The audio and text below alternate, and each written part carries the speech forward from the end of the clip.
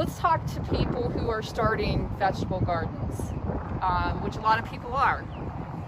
Take us through that organic care of your vegetable garden.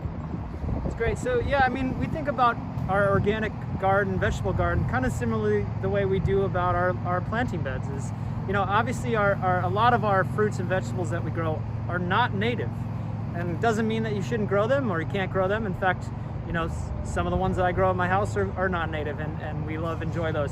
But what I would recommend, so that you don't have to be constantly spraying pesticides and monitoring for pests, is try to increase your diversity.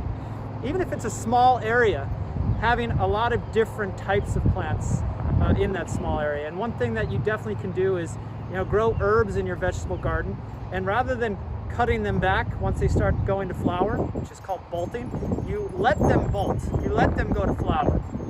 And once they go to flower, you'll be amazed at how many insects that the flowers of these herbs will attract. So dill, cilantro, basil, all these herbs that we grow in our garden can attract a lot of beneficial organisms, beneficial insects, like parasitic wasps. And those parasitic wasps can kill off the caterpillars that feed on your tomato plants.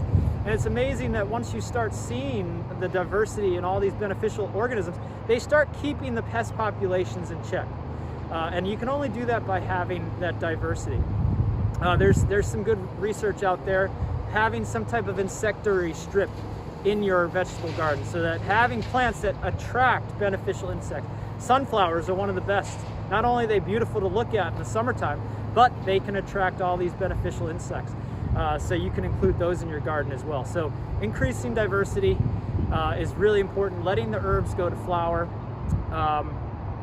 Also, building healthy soils is another big important one. So building organic matter up in your soil, adding compost to your soil on a regular basis, whether it's just as a top dressing or incorporating it into the soil before you start.